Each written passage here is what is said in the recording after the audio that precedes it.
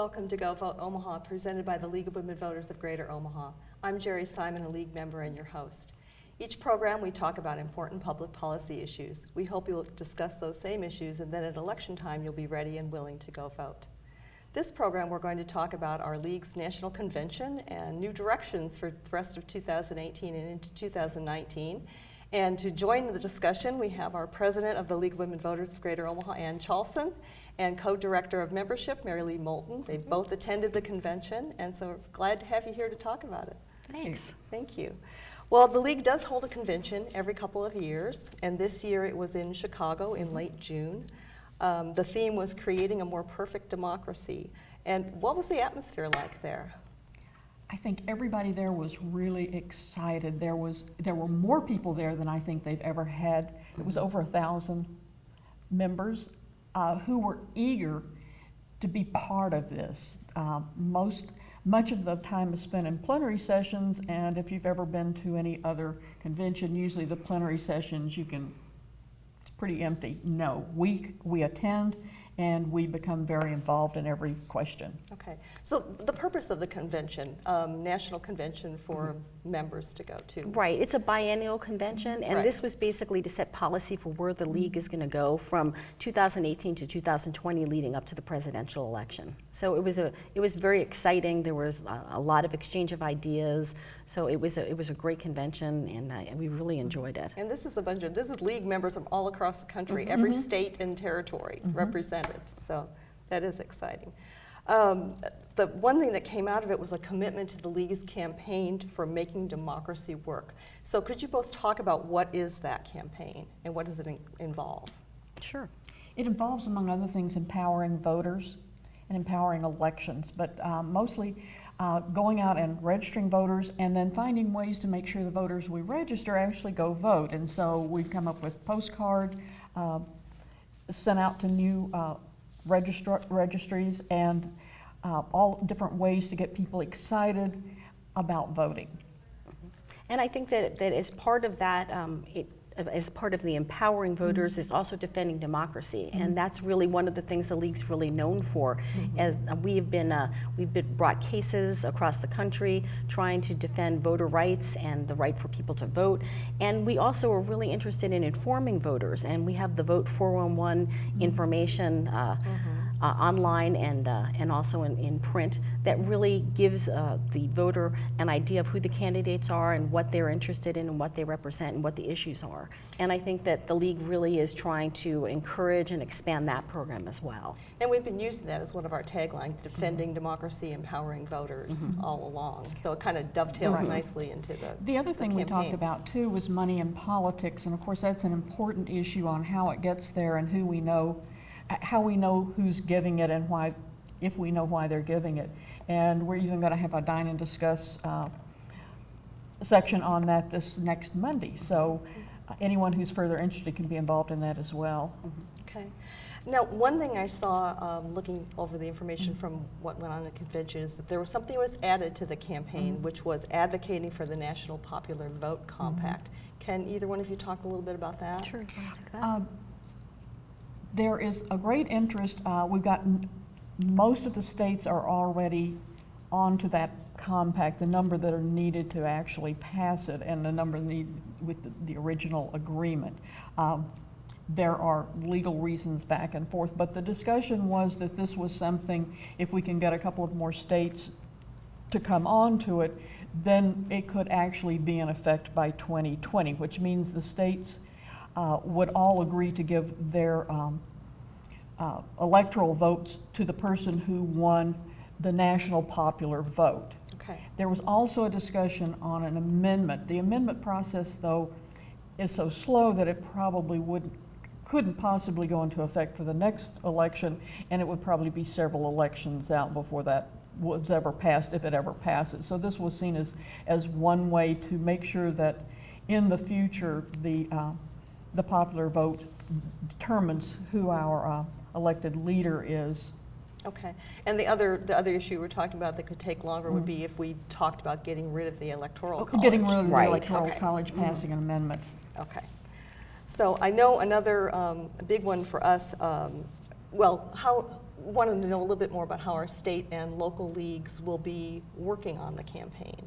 I mean, this is a national campaign, so what are we doing specifically in Nebraska and in Omaha to contribute to this campaign? Well, it's kind of interesting because Nebraska is quite different from other states in that we have apportioned our electoral votes. So we have the electoral votes of Omaha that at times have swung back and forth. So Nebraska already has something that's different. So we would have to get our legislature to agree to pass this as well. And I think because we have the apportioned delegates as it is, I think that's probably going to be rather hard in Nebraska.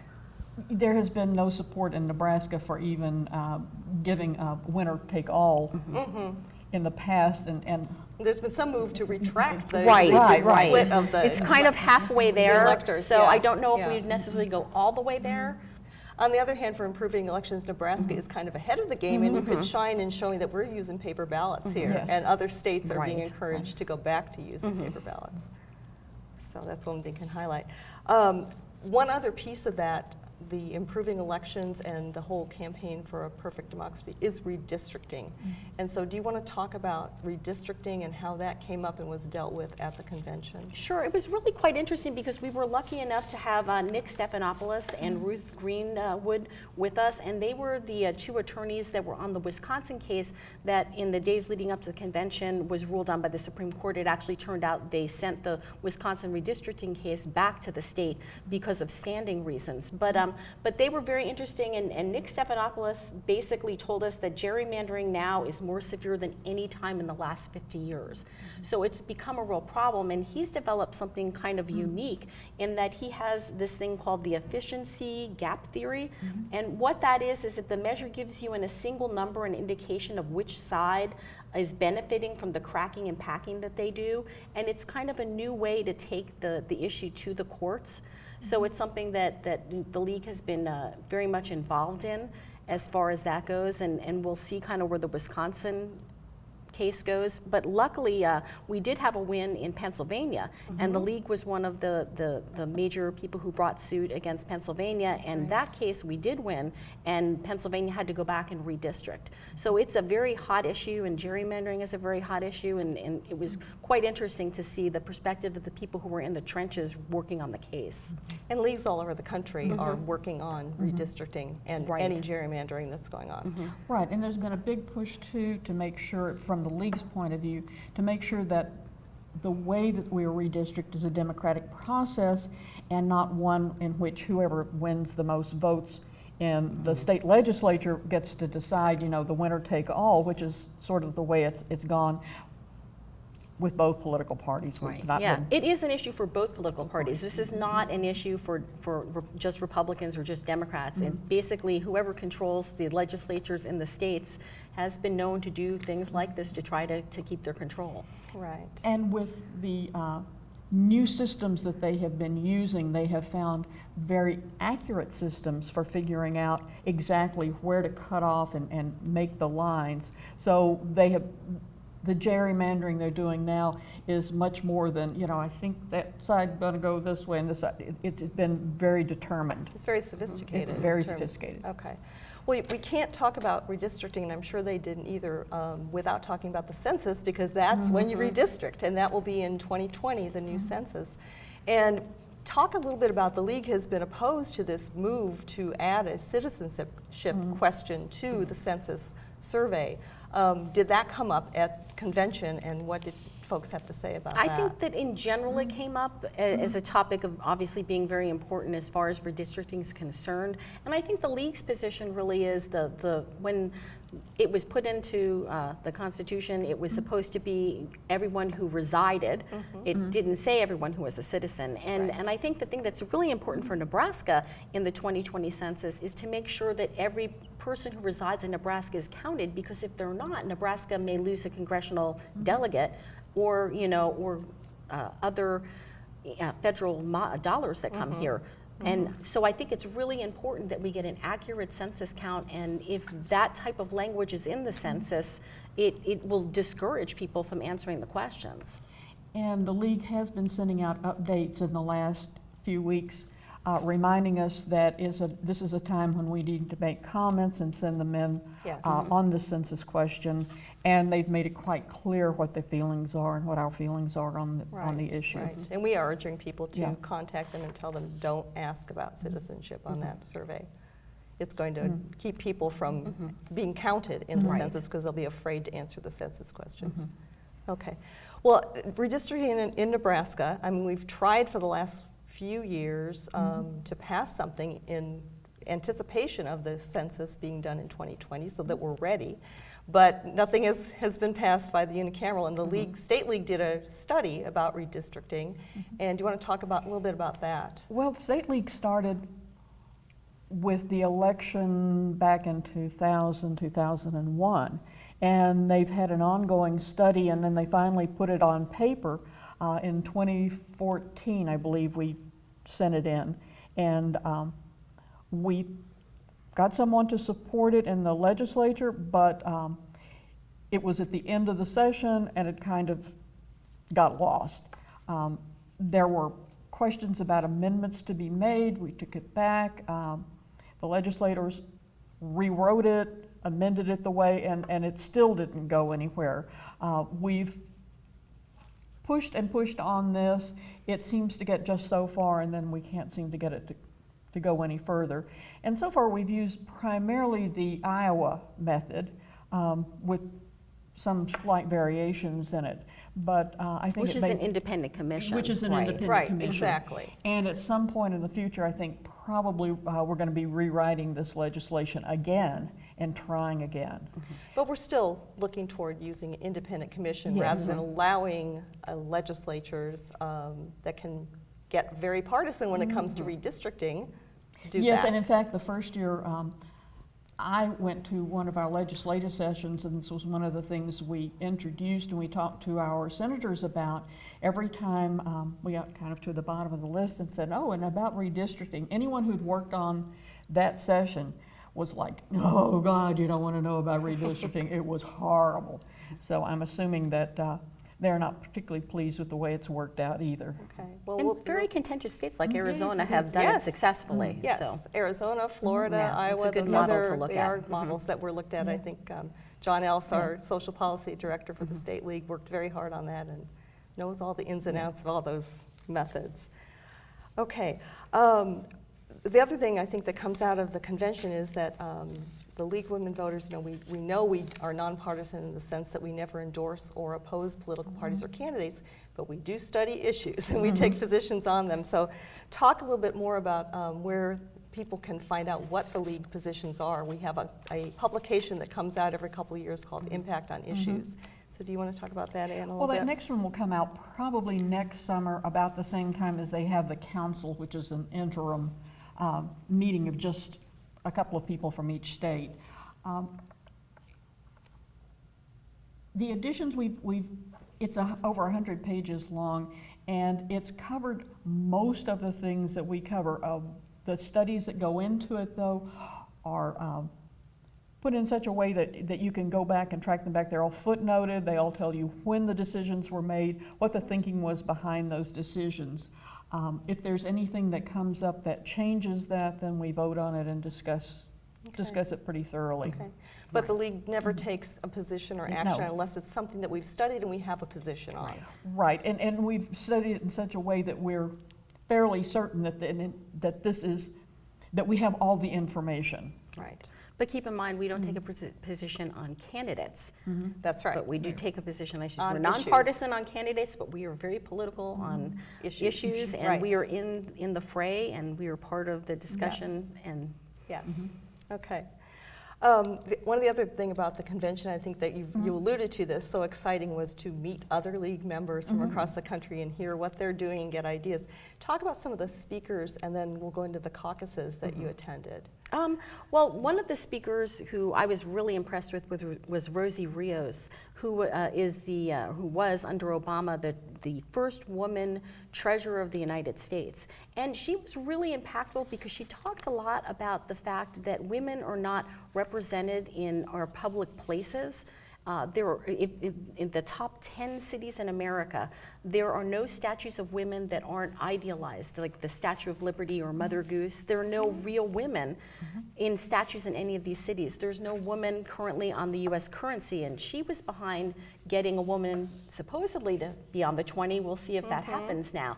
And the fact that women are not part of the historical record has a real impact on how history is taught in schools, and she has a new group that really looks at that and tries to encourage teachers to talk about the importance of historical women. Yeah, that was an extremely interesting discussion that she had. And important, since we are the title of the League of Women Voters, Right. although we're open to men and women, we predominantly have women as members of our organization, Right. and came out of the suffrage movement, which was women. Right. And then another really interesting speaker we had was Thomas Hicks, and he's the chair of the U.S. Election Assistance Commission. And they are an independent agency, but they're the commissioners. There are 4 commissioners, and they're appointed by the president, and they are confirmed by Congress. And currently, there are only 2 commissioners, so there is no quorum. And Thomas Hicks himself, his term is coming to an end. And this is a really important commission for election integrity in the United States, which is such a huge topic right now, because they're the people who really spend time working on, are machines safe? Do people have training? Things like that. The one positive that we took away from his talk was the fact that there was about $381 million that was given out for election safety, for making sure that these elections will be secure, and Nebraska was awarded $3 million, and we've already gotten that money and put it to work. So that was. And do we know what the money is going toward working on in our state? Or? I believe it's going toward making sure that our machines are up to date and that they can't be hacked into. Okay, and that would also, be the servers and the system right, that we use, right, because the we do servers and the use paper systems. ballots. Yes, we Okay. use paper ballots, Right. but that's not to say that there wouldn't be an intrusion into our registration system Exactly. to register to vote. Okay. So, one of the other, some of the caucuses that you went to, I know we were talking earlier before we started recording the show, that there was a real focus on getting younger people involved in League and in the electoral process. So do you want to talk about that? Well, there was one called, that was on the work that had been done in Alaska with a group, and what they've done is they've gotten their young people more interested in the whole process of politics and the whole process of being involved in it. And so they've done things like get them involved in having their own debates and making sure the questions that are asked are youth-centric, so that they're things that they specifically wanted to ask. They've gone around the state and worked in the different high schools. Yeah, it's interesting. The Generation Z itself, which is the 18 to 25-year-olds, they are now the largest generation in the country. So they are really a dynamic group of people who want to be involved. So it would be great, it'd behoove us to get some youth involved in our candidate forums and the things that we're doing to prepare for elections here in our local area. It was a really great ideas that they had, and I think that we're really going to try to adopt something and get some of these Generation Z kids involved in some of the things that we do. Okay, good. And I think another area we wanted to touch on was that we have our a local league member who's also a national board member, just reelected, Dr. Deborah Turner. And she was involved with a discussion in a panel that was talking about diversity and inclusion and equity. So do you want to talk about her presentation and how that's going to impact what we're doing locally? Well, there was about a half a day that we worked with a group that worked on inclusion and equity and diversity. And a lot of it was making us as members, as league members, and as people aware of where we were seeing things in a specific way, where we actually were judging things by how they looked, not necessarily what we knew about them. We went through a rather extensive process. We did a little role playing, but it was one of those things that we came away with our eyes wider open, because everyone who thought, oh, well, that's not my problem, I think kind of realized that, yes, all of us have a problem, all of us come up with assumptions about the people we just see on the streets every day without really knowing anything about them. And it plays a lot into how we see our police force working with people, and how people are treated, you know, at restaurants or waiting in line for things. So. Okay, and so what do you bring back, like MaryLee, your position's co-membership director. So what do you see that you can pull in terms of our diversifying our league membership? Well, I mean, we're pretty white, we're pretty female. Yes, we're so. white, we're female. And it was a really impactful panel and training, because basically what the league is really moving toward is a more inclusive league, and that's really our future. If we cannot become a more inclusive league, you know, in our next 100 years, that's where things are moving. And so I think that the league itself is really committed to it. I think that our local league in Omaha is really committed to reaching out and working with other groups like Heartland Family Services, the Nebraska Table, where there are a variety of different community organizations, and a lot of them have people of color in them, where we're really trying to build bridges and try to understand kind of what their issues are. And I think really the key for us is to work hand in hand with these groups. And you know, it would be great if they would join the league, but it's not our first thing to say, hey, would you join the league? Right. It's really for us to understand really what their issues are, and you know, where we can help them. And try to grow the league organically that way. And I think some of our younger members are helping us do that too. We've reached out and we collaborate with the Urban League Young Professionals. Right. Yeah. And that's a big one that we've been working with them. So this is exciting in terms of. And it was really interesting to hear from our own members on the panel, who are, you know, women of color, women who are LGBTQ, to talk about how they, you know, how they have functioned within the league and how they feel. And it was a really frank discussion, and I think that's what's really important, so that, you know, that we're talking about these issues, and we're hoping to bring this training to our local league, so that there's a greater understanding. Okay. And you've been to league conventions before, and MaryLee, this was the first time you were there. So what stood out for you, both of you? What you, as having been a veteran of conventions and as a first-time convention goer? Well, the first convention I went to was actually a day longer, and so they've really managed to pack a lot of information into fewer days now.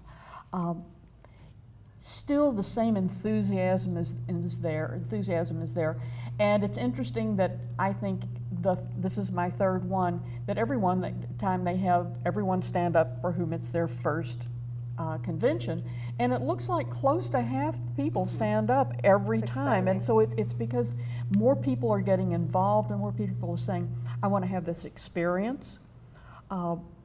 It's interesting to talk to them about what their problems are in their states, because every state has a little different outlook on things. But it's also interesting to trade information on how they do things and how we've been doing them. Yeah, that to me was the most exciting part, was to hear from other leagues how they're doing certain things and what we can bring back home from them. So it was really interesting from that perspective. And it's kind of like having 1,000 friends. Yeah. I mean, every time if you were in a restaurant and you were by yourself and you saw a table full of women and you go over and you check, they've got their little league badges on, and say, can I you join can sit you? down And, with anybody. sit down with anybody. That is true. You know, and there the conversation goes. That is true. But being a woman-run league, we started at about 7:30 in the morning, and we ended at about 10 o'clock at night. Those are long days. So it was a long day. They did pack a lot in, and a lot of great information and great speakers and terrific caucuses and workshops. So you brought back a lot of ideas for our league, and can you just mention maybe one or two that you had? And then I want to hear about how you shared things that we're doing maybe with some other folks. I think that probably we had some really great ideas in fundraising and how to kind of raise the league's profile in the community. And we had some great ideas about how to take the vote411.org, both the internet and the hard copy, and promote that. Things like in the library have bookmarks that promote it, which is a great thing. You know, everybody in the library grabs a bookmark, so that's a great way to promote Right. it. And we have a great relationship with our library, We public do. library, that helps us distribute the hard copy of our voter's And guide. the director is a member of the League of Yes, Women she Voters. is, so, yeah, so that's great. And we also talked about fundraising, among other things, which is sort of an inside league sort of thing. But it's something that we're always a little shy about, but we did have some discussions on how that works and what works. But also we got a lot into the very nitty-gritty of a lot of these issues. There are things in the league itself that are changing and how they're running, how they're streamlining the process, how everything is going online. We've recently completely changed our website, the national website, which makes it infinitely easier to find something on it. And Right. And And a then, of course, discussion of the what- very exciting thing was we got a new CEO, Virginia Case. Yeah. And for the first time, she was announced at the convention, and she came and spoke with us, and she is an extremely dynamic woman who has a great story and talked to us about the fact that when she went to vote for the first time with her foster mom, how her foster mom, who spoke Spanish, was challenged and had to go home and get her proof of address for them and everything, and how that had such a huge impact on her and really made her committed to making sure that everyone, you know, every citizen is able to vote. And I think that she's going to do terrific things and be a dynamic leader for our group. And a great resource then for state and local leagues Right. then. So you've come back energized and with great ideas and shared some of our ideas with others And we found as out well. that our new liaison, every couple of years, we get a new liaison from the National League to the local state league.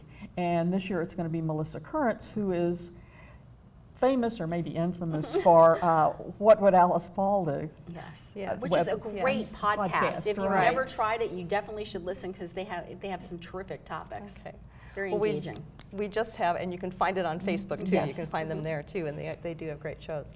We've got about a minute left, so anything that you want to add or just to sum up in terms of Sure, convention? I think that one of the things that I brought away from the convention was that there were a lot of negatives about voting, you know, Russian hacking, all of these things that people are talking about. But the important thing is really to talk about the positives of voting. It is a wonderful gift given to us by the Constitution. We're all citizens, and we should be talking about the positive aspects of voting. Great. All right. Well, thank you both for sharing with that, and we'll be looking forward to see what our league's doing after convention and our new directions. Thanks a lot. For the League of Women Voters, I'm Geri Simon, reminding you to inform yourself about the issues, and at election time, go vote, Omaha.